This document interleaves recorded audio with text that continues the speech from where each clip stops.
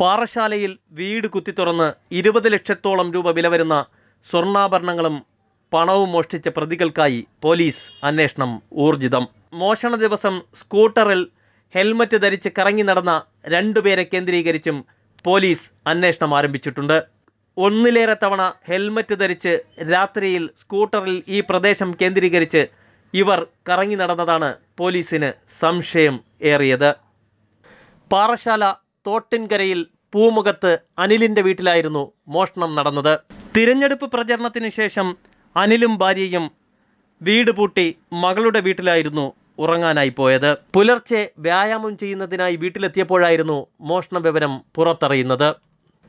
മുൻവാതിൽ തകർത്ത് അകത്ത് കയറിയ മോഷ്ടാക്കൾ അലമാര കുത്തിത്തുറന്നായിരുന്നു കവർച്ച നടത്തിയത്. മാല, മോതിരം, കമ്മൽ, വളയുൾപ്പെടെ 13 പവനിലധികം സ്വർണവും മോഷ്ടിച്ചു.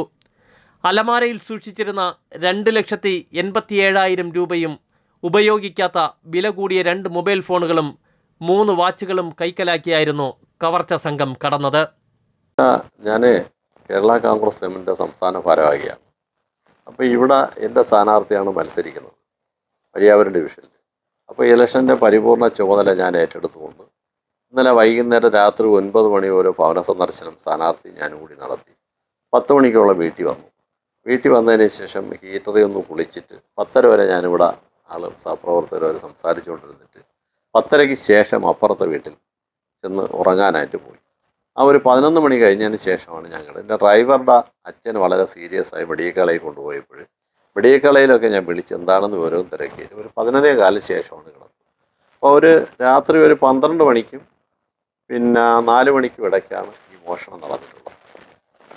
എൻ്റെ ഒരു ജന്മം അച്ഛനും അമ്മയും ഒക്കെ ജീവിച്ചിരുന്ന കാലത്ത് ഇന്നേ വരെ ഈ വീട്ടിനകത്ത് ഒരു മോഷണവും നടന്നിട്ടില്ല. ചരിത്രത്തിൽ ആദ്യമായിട്ട് വീട് തുറന്നിട്ടിട്ടാണ് കിടന്നാലും ആരും വരില്ല. കാരണം രാത്രിയും പോലും ഒരുപാട് ആളുകൾ ഈ വീട്ടിൽ വരുന്നതാണ്. എത്രയോ കാലം കൊണ്ട് രാഷ്ട്രീയ പ്രവർത്തനമുള്ളതും ഉയർന്ന സമിതികളിലിരുന്നതും എത്രയോ പ്രാവശ്യം കോർപ്പറേഷൻ്റെ ചെയർമാനും ബോർഡ് മെമ്പറൊക്കെ ആയിരുന്ന ആളാണ്.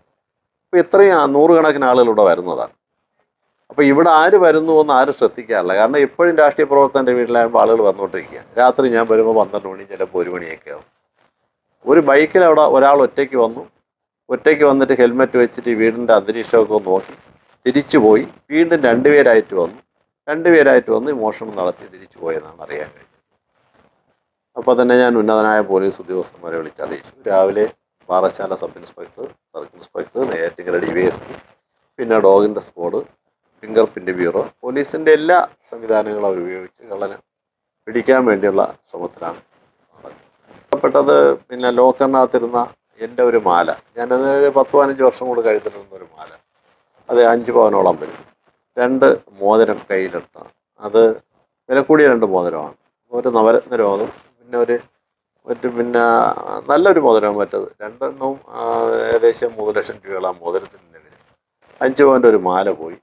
പിന്നെ ഇതിനകത്തിരുന്ന ഒരു 5-6 പവൻ്റെ സാധനം അത് പോയി.